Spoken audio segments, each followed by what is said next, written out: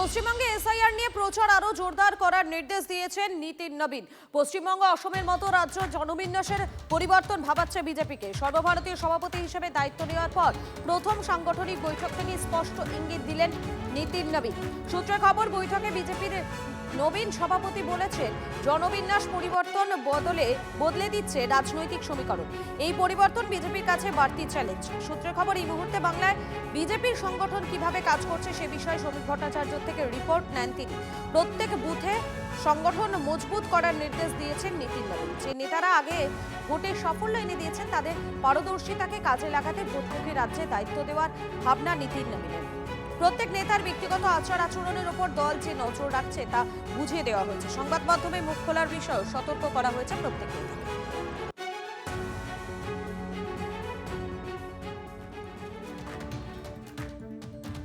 জাতীয় সভাপতির দায়িত্ব নিয়ে নীতিনের নজরে এবারে বাংলা। 27 জানুয়ারি বাংলায় আসছেন বিজেপির সভাপতি। বৈঠক করবেন রাজ্যের সব সংগঠনের সব স্তরের নেতাদের সঙ্গে। বাংলায় প্রথম সভা করবেন বিজেপির জাতীয় সভাপতি।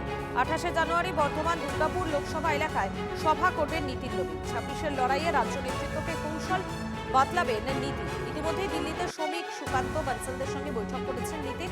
পশ্চিমবঙ্গে দ্রুত জনবিন্যাসের বদল করছে বিজেপির নেতাকর্মীদের হাত ধরেই বাংলা সহ 5 রাজ্যে ক্ষমতায় আসবে বিজেপি। গুরু দায়িত্ব পেয়ে হুঙ্কার দেন বিজেপির নবনির্বাচিত সভাপতি। असम, बंगाल, केरल और पुडुचेरी में चुनाव होने जा रहा है और वहाँ की डेमोग्राफी की पूरी चर्चा हो रही है। किस प्रकार से बदले हुए डेमोग्राफी में वहाँ चीज़ें बदल रही हैं और हमारे लिए अपने आप में एक चुनौती है। लेकिन हम पूरी तरह से आश्वस्त हैं कि भाजपा का कार्यकर्ता अपने संघर्ष और परिश्रम के बल पर इन 5 राज्यों में सशक्त भाजपा का नेतृत्व प्रदान करने जाएगा। और हम हमेशा विश्वास करते हैं कि हमें अपनी आस्थाओं के केंद्र के लिए और सनातन परंपराओं को केंद्र को बचाने की लड़ाई अगर लड़नी है तो निश्चित रूप से अपने देश को सुरक्षित रखने की लड़ाई लड़नी है। तो इन 5 राज्यों में हमें एक मजबूत ताकत बन के आना है। সর্বভারতীয় সভাপতি হিসাবে তিনি তো চাইবেন যে অঙ্গবঙ্গ কলিঙ্গর মতন আমাদের এই বঙ্গের বিজয় সুনিশ্চিত করা। ফলে সেক্ষেত্রে আমি আশা রাখি যে বিশেষ নজর তিনি দেবেন। সর্বভারতীয় সভাপতি নীতিন নবীনের এই বিশেষ নজর আমাদের কাছেও উৎসাহের। ফলে স্বাভাবিকভাবেই বিহার বিজয়ের পরে বঙ্গ বিজয় যে তার অন্যতম গুরুত্বের মধ্যে থাকবে সেটা বুঝতে নিশ্চয়ই কোনো অঙ্ক কষবার প্রয়োজন হয়। স্বাভাবিকভাবেই নবনিযুক্ত সভাপতি তিনি যে ভোটটা সবার সামনে এসছে সেটা পশ্চিমবঙ্গ, সেই ভোটকে নিয়ে তারা তাদের মতো কাজকর্ম করবেন। কিন্তু দুঃখের বিষয় এটাই যে সভাপতি হিসাবে, সর্বভারতীয় সভাপতি হিসাবে প্রথম যে নির্বাচনটা তাকে লড়তে হবে সেই নির্বাচনটাই তার জীবনের সব থেকে কঠিন নির্বাচন হতে চলেছে এবং সেটা তিনি হারতে চলেছেন। 26-এ টার্গেট নয় পুরুলিয়ার সব বিধানসভায় জয়ের টার্গেট বেঁধে দিলেন এবারে অভিষেক বন্দ্যোপাধ্যায়। সোশ্যাল মিডিয়ায় পোস্ট করলেন ভিড়ের ছবি। মামার বাড়ির আবদার নাকি যে সব দিয়ে দেব। তৃণমূল নেতৃত্বের মিশন পুরুলিয়াকে পাল্টা কটাক্ষ করেছেন সুকান্ত মজুমদার এবং জমজমাটে মুহূর্তে তর্কযুদ্ধ। দেখুন,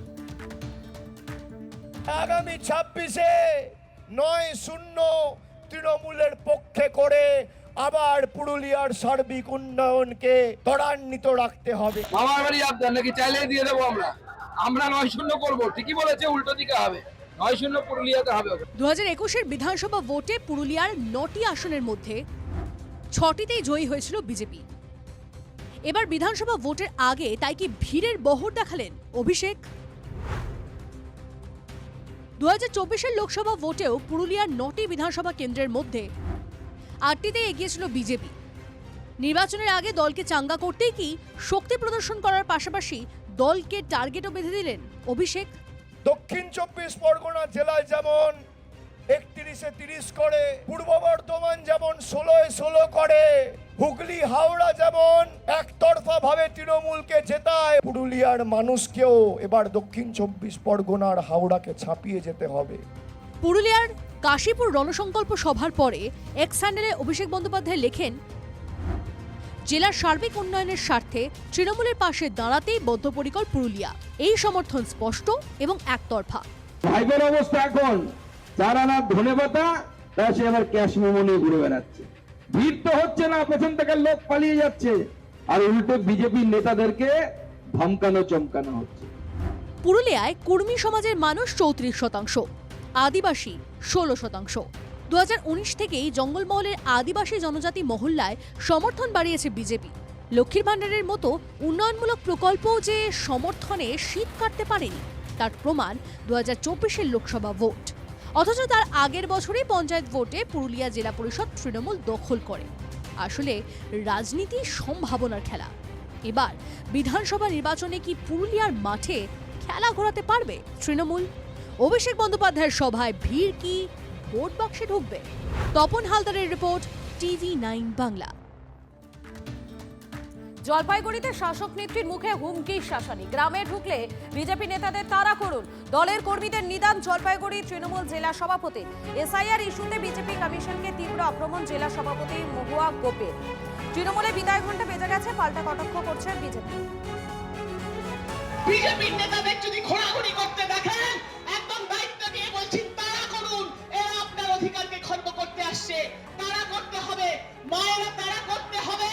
আজকে মায়েদের সম্মানে আঘাত করে যারা, যেই নেতারা বলে লক্ষ্মীর ভাণ্ডার যারা নেয় তাদের ঘরে বন্ধ করে রাখার নিদান দেয় বিজেপির নেতারা। সেই মহিলারা আজকে গ্রামে গেলে বিজেপির নেতারা সেই মহিলাদের কাছে তাড়া খাবে, এই সম্মান দিয়েছেন মমতা বন্দ্যোপাধ্যায় এবং আমাদের দলের কাণ্ডারি অভিষেক ব্যানার্জি সেই মানুষের আন্দোলনে নেমেছে। নির্বাচন কমিশনকে দিয়ে বিজেপির যে চক্রান্ত আজকে বাংলার মাটিতে যেটা সংগঠিত হয়েছে, এখানে নিশ্চয়ই বক্তব্যের মধ্যেও শুনেছেন দেবাংশু বলছিল যে বিহারে তো এই লজিক্যাল ডিসক্রিপেন্সি ছিল না। আজকে এই বাংলার মানুষের উপরে, গণতন্ত্রের উপরে এই অত্যাচার নেমে এসছে। তো সেটার জন্য যেমন তৃণমূল কংগ্রেস, আমাদের সর্বভারতীয় সাধারণ সম্পাদক আমাদের নেতা অভিষেক ব্যানার্জি যে কথাগুলো বলেছিলেন আজকে অক্ষরে অক্ষরে পড়ে গেল। রাজনৈতিকভাবে যারা লড়াই করতে পারে না মমতা বন্দ্যোপাধ্যায়ের সাথে, তারা বারবার আজকে এই চক্রান্তগুলো করছে। এটা কিছু সাধারণ মানুষ, তৃণমূল কংগ্রেস নয়, এখন সাধারণ মানুষই বিজেপি নেতাদের তাড়া করবে। বিনাশকালে বিপরীত বুদ্ধি। মানুষের যখন সব কিছু হারিয়ে যাওয়ার সময় চলে আসে তখন মানুষ ভুলভাল বকতে থাকে। এক্ষেত্রে তারই সমস্যা হচ্ছে, কারণ এই প্রতিপত্তি, এই গাড়ি করে, এসি গাড়ি করে ঘুরে বেড়ানো, এই টাকা পয়সা উপার্জন করা অবৈধভাবে সব আস্তে আস্তে বন্ধ হওয়ার দিকে চলে যাচ্ছে। 2026-এর নির্বাচন তৃণমূলের বিসর্জন। তৃণমূল আর থাকবে না, দলটাই থাকবে না, তো নেত্রী আর কোথায় থেকে থাকবেন? তাই নেত্রীর আক্ষেপ যে তার এই সাজানো বাগান ধ্বংস হয়ে যাচ্ছে, সেই জন্য তিনি উন্মাদ হয়েছে। সাত সকালে ফের মেট্রো বিভ্রাট। সাত সকালে ফের মেট্রো বিভ্রাট। রবীন্দ্র সদন মেট্রো স্টেশনে যান্ত্রিক ত্রুটি। ময়দান থেকে দক্ষিণেশ্বর পর্যন্ত চলছে মেট্রো। আমাদের প্রতিনিধি সায়ন্ত রয়েছেন এই মুহূর্তে। সায়ন্ত, ঠিক কি কারণে এই মেট্রোতে বিভ্রাট? দেখো, মেট্রো সূত্রে যেটা জানানো হয়েছে যে আচমকাই রবীন্দ্র সদন এবং নেতাজি ভবনের মাঝখানে একটি বড়সড় প্রবলেম দেখা দিয়েছে, আর যে কারণে সেখানে মেইনটেন্যান্সের কাজ শুরু হয়েছে এবং মেইনটেন্যান্সের কাজ করার জন্য মূলত ওই মাঝখানের অংশে মেট্রো পরিষেবা বন্ধ রাখা হয়েছে। বর্তমানে শহীদ ক্ষুদিরাম থেকে মহানগর উত্তম কুমার এবং ময়দান থেকে দক্ষিণেশ্বর পর্যন্ত মেট্রো পরিষেবা চলছে, মাঝখানে মেট্রো পরিষেবা সম্পূর্ণ বন্ধ। অর্থাৎ সাত সকালেই বড়সড় বিভ্রাটের মুখে মেট্রো, যাত্রীরা চরম ভোগান্তির মুখে। পরিকল্পিতা। ধন্যবাদ সায়ন্ত। আরো একবার জানাই আপনাদেরকে, সাত সকালে ফের মেট্রো বিভ্রাট। এখনো পর্যন্ত যেমনটা জানা যাচ্ছে, যান্ত্রিক ত্রুটির কারণেই এই মেট্রোতে বিভ্রাট দেখা দিয়েছে বলেই জানা যাচ্ছে।